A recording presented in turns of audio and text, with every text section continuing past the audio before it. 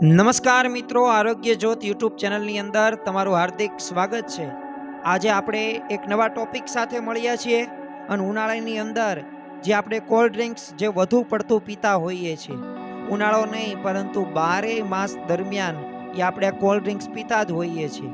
તો શું એ માત્ર તાજગી છે કે પછી ધીમું ઝેર છે?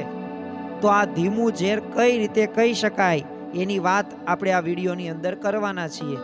3 મુખ્ય નુકસાન પણ છે અને બાળકોએ પણ શું ધ્યાન રાખવાનું છે, અને આ કોલ્ડ ડ્રિંક્સ આપણે એની જગ્યાએ એવા વિકલ્પો વિશે પણ વાતો કરીશું જેથી આપણા આરોગ્યને એ કોઈ પણ પ્રકારે નુકસાન ન થાય। તો ચાલો આ સંપૂર્ણ વિડીયોની અંદર આ બધાય પ્રશ્નોના જવાબો મેળવીએ અને સત્યતા જાણીએ। પ્રથમ હસ્તે આપણે એક પ્રશ્નની વાત કરીએ કે બરફવાળું જ્યારે પાણી એ ખરેખર શું ઠંડક આપણને આપે છે? તો જો જ્યારે બરફવાળું પાણી પીવામાં આવે ઠંડુ, ત્યારે તાજગી ઘડીક પૂરતી લાગે છે, એટલે એક પ્રકારે ભ્રમ કહી શકાય, પરંતુ લાંબા સમય સુધી એ શરીરને ફાયદાકારક નથી, નુકસાનકારક જ ગણી શકાય। કારણ કે જ્યારે આપણે ઠંડુ પાણી પીવીએ છીએ ત્યારે શરીર ઉપર છે ને કોલ્ડ શોક જે કહેવામાં આવે છે કે ગળાની રક્તવાહિનીઓ હોય તો એ સંકોચાઈ જાય, પાચન ક્રિયાઓ એ ધીમી પડી જાય અને આંતરિક તાપમાનની અંદર છે ને અચાનક ફેરફાર થતો જોવા મળે છે।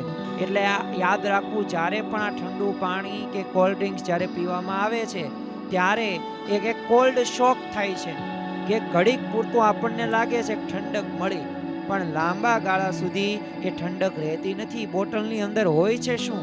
આપણે જે કોલ્ડ ડ્રિંક્સ પીએ છીએ તો જો એમાં ગેસ, કાર્બોનેશન, કેફીન હોય, મુખ્ય જવાબદાર એસિડિક કેમિકલ્સ હોય, વધારે પડતી ખાંડ હોય, આ બધુંય આપણા શરીરને નુકસાન કરે છે અને ઘણા બધા રોગો માટે પણ જવાબદાર ગણી શકાય। અને મુખ્ય 3 નુકસાનોની વાતો કરીએ તો પ્રથમ તો ડિહાઇડ્રેશન, કારણ કે કેફીન રહ્યું ને એ શરીરનું પાણી ઓછું કરે છે, એટલે આ કોલ્ડ ડ્રિંક્સ પીવાથી આ મુખ્ય પ્રથમ એ નુકસાન થતું જોવા મળે। બીજું એસિડિટી, કારણ કે પેટમાં બળતરા એ આ વધારે થાય છે કેફીનના લીધે, અને જે ફોસ્ફરિક એસિડ હોય એ કેલ્શિયમને ઘટાડે છે, એટલે હાડકાં ઉપર પણ અસર કરે છે। તો જો તમને જેમ હાડકાં ખોખલા બતાવે છે એવી જ રીતે આપણા શરીરના પણ હાડકાં એવા થઈ જાય છે। તો આ કોલ્ડ ડ્રિંક્સના મુખ્ય 3 એવા નુકસાનો છે। જો આ ધીમું ઝેર કેમ કહેવાય છે? ઘણી બધી વખત આપણને આવું કહેવામાં આવે છે કારણ કે નુકસાન ને તરત દેખાતું નથી, પણ દરરોજની આદત રહીને એ શરીરને અંદરથી ખોખલું કરી નાખે છે। એટલે ગરમીમાં જે સ્ટ્રેસવાળા શરીર ઉપર એ સુગર અને એસિડનો પ્રહાર કરે જ છે, અને એના લીધે એ ધીમું ઝેર કહી શકાય, તાત્કાલિક અસર નહીં થાય। બીજું, બાળકો માટે પણ એ ધ્યાનમાં રાખવા જેવી બાબત છે આ, કારણ કે આ એનર્જી નથી, માત્ર સુગર છે।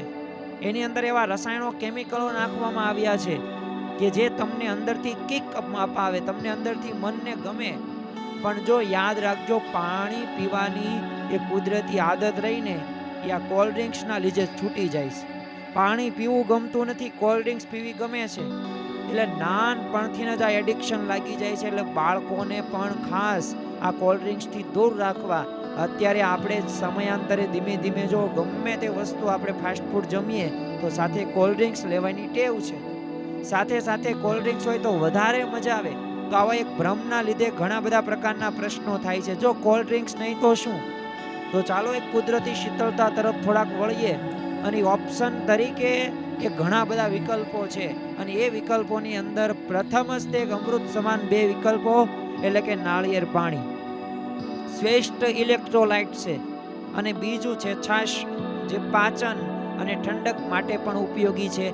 પરંપરાગત રીતે પહેલેથી જો આપણે લીંબુ પાણી, કારણ કે વિટામિન સી અને તાજગી આપણને લીંબુ પાણી આપે, અને સાથે તકમરિયા જે શરીરની ગરમી હોય ને શોષી લે છે, એટલે આ તકમરિયા પ્લસ લીંબુનું પાણી એ શ્રેષ્ઠમાં શ્રેષ્ઠ વિકલ્પ ગણી શકાય। અને યાદ રાખવા જેવી બાબતો એ પણ છે કે તડકામાંથી આવીને તરત આપણે બરફનું પાણી પીવાનું નથી, શરીરને નોર્મલ થવા થોડોક સમય આપો।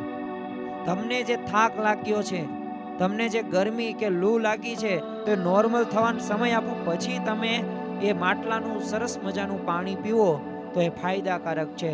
તમે એક અનુભવ કર્યો હશે કે જ્યારે ઠંડુ પાણી પીવા ત્યારે દાંત કળશે, પણ જ્યારે નોર્મલ માટલાનું ઠંડુ પાણી પીવામાં આવશે તો દાંત ગળશે નહીં.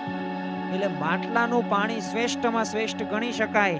અને જ્યાં સુધી એ આપણી પાસે આ બધાય કુદરતી નેચરલ સોર્સિસ છે ત્યાં સુધી આવા એ સોર્સિસનો ઉપયોગ કરવો જોઈએ નહીં. એનાથી નુકસાન જ થતું જોવા મળે છે. કોલ્ડ ડ્રિંક્સ વાત સાચી ક્ષણિક આનંદ આપે છે પણ બીમારીનું પાછું ઘર છે. સામે કુદરતી પીણા હોય કાયમી સ્વાસ્થ્ય તમને આપશે. સાચી ઉર્જા એનર્જી એ તમને આ કુદરતી પીણા જ આપવાની છે. એટલે કુદરતી પીણા બાજુ આપણે વળીએ. કોલ્ડ ડ્રિંક્સને આપણે ટાટા બાય બાય કહીએ. જેમ કોઈક મહેમાન આવે પછી મહેમાન જાય અને બાય બાય કહીએ છીએ તો એવી જ રીતે આ કોલ્ડ ડ્રિંક્સ જો આપણે પીતા હોય તો બંધ કરીએ.